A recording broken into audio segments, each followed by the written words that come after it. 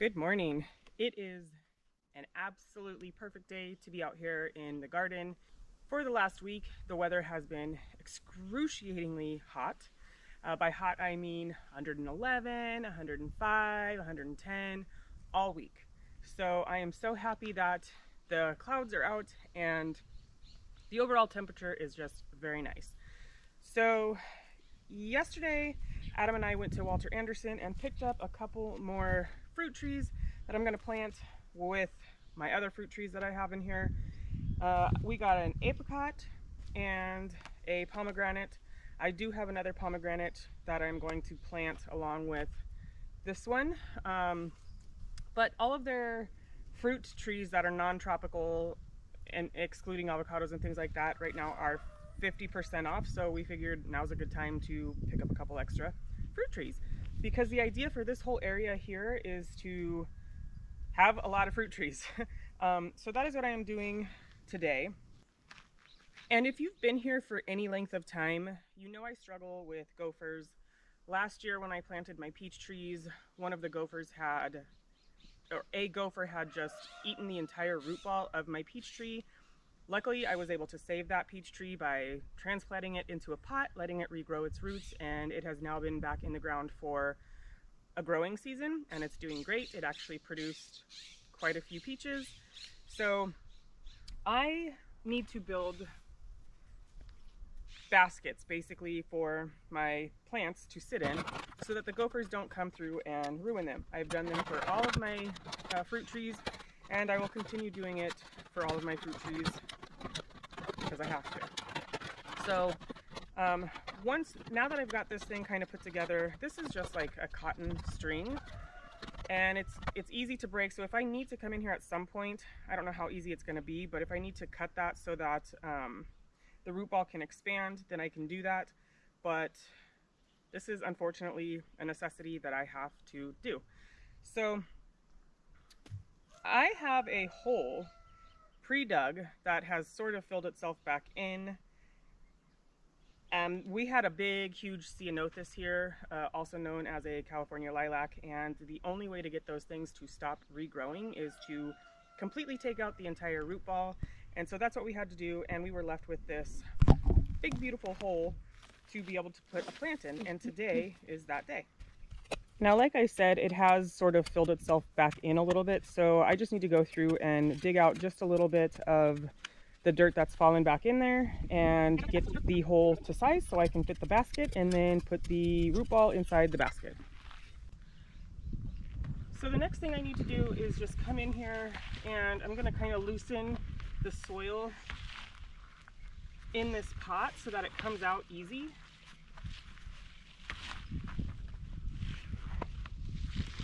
Like that. And then I just want to situate the plant in there so that the orientation is nice and straight.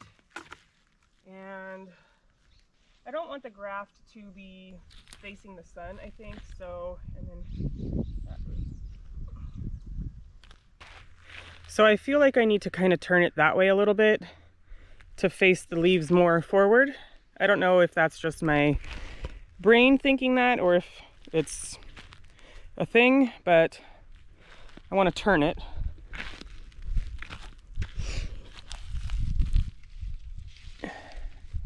Just a little bit.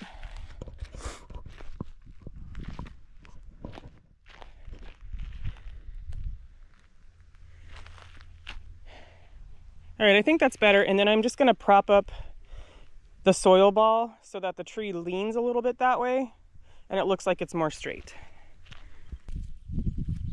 So I'm just going to take a rock and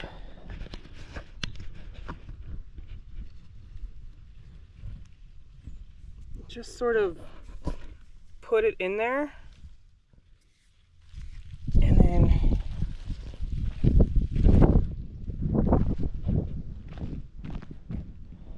I still feel like it's leaning a little bit.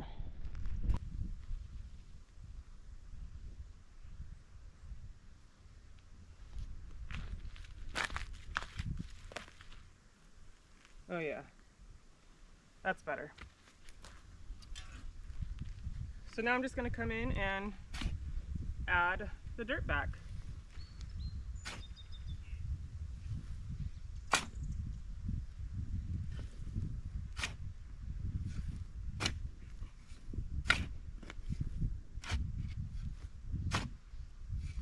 And I'll be getting some compost as well to sort of mix in with the native soil.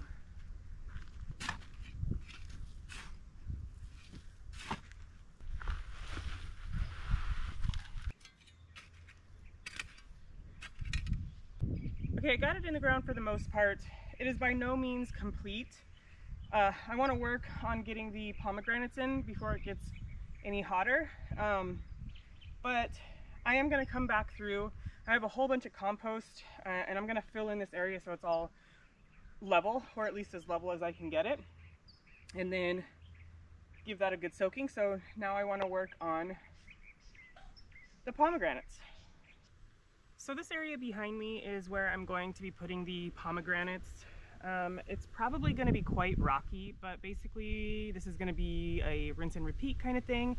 So I am just going to zoom through this part real quick, and then I will give you a little walkthrough of my,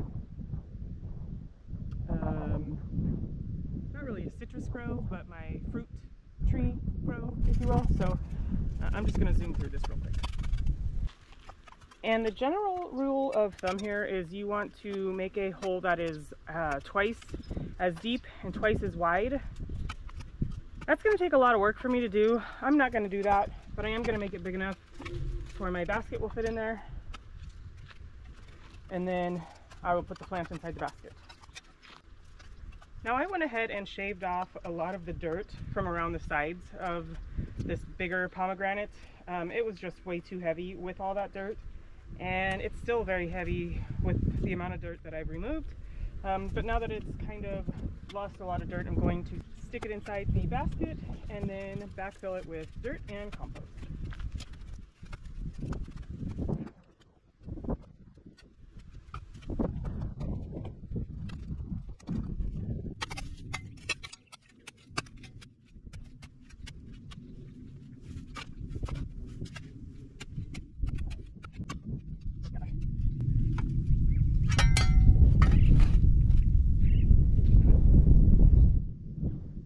So we have found these in the yard before, and I'm not exactly sure what it is. It looks like some sort of a bomb, which is scary.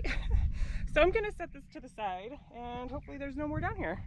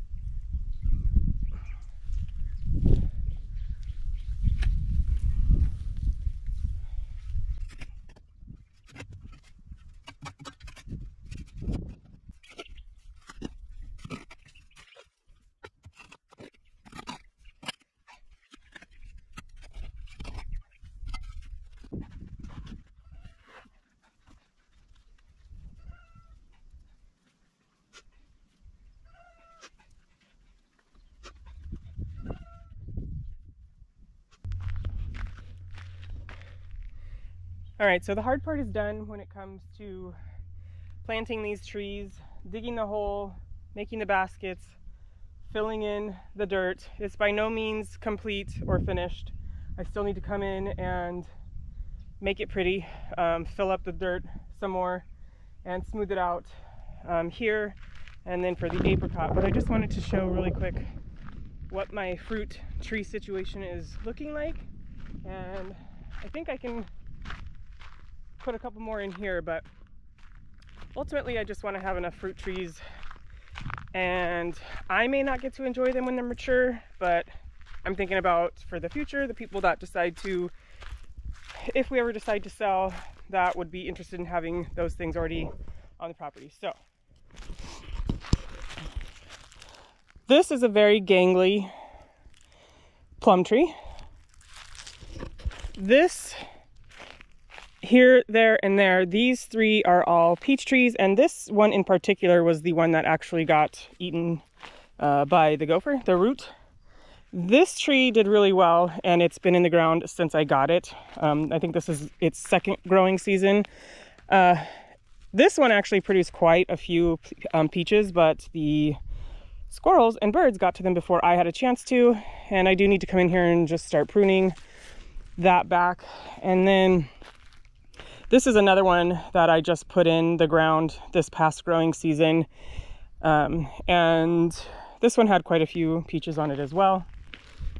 And then coming up this way into this fenced off area here, I'm thinking I can put one more fruit tree back there and maybe one more in this area. I'm not sure what I want to do, if I want to do like a low chill cherry or apple or some other stone fruit, but this here is where I planted the apricot. And then this is a pink lemonade lemon. This here is a pomelo, this one here. And that one far back there is a dwarf orange. There's quite a few oranges on it. I need to water them, which is what I'm going to be doing here in a second. And then to round it all out, these are the pomegranates here. So as you saw in the video, when I was digging up that very last pomegranate over there, I pulled these things out of the dirt, and we have found, I think, 2 or 3 more of these in that same area quite a few years ago. We think that they're mortars. Now, they are safe. If you're watching this video, I'm still here, because the caps, they have no caps on them. So we don't know what the heck is the deal with why we're finding these on our property. I don't know if somebody collected, you know, military memorabilia or what, but here we are. And I'm sure there's probably more over there if I were to dig, but I am not digging. So if you think you know what these are and what I should do with them, leave me a comment, because I'm very interested in what people think about these. And one other thing is, working with that galvanized wire, that stuff is no joke. It will catch your pants, rip your pants, make you bleed, make you lose fingernails, all the things. So if you do decide to make wire baskets yourself, just be careful, wear gloves. I'm just a glutton for punishment, and I wear no gloves and flip-flops when gardening. It's who I am. It's what I do. But anyways, I just want to say thank you so much for hanging out with me in my garden, taking a little tour of my fruit area. I appreciate every single one of you, and I will see you next time. Bye.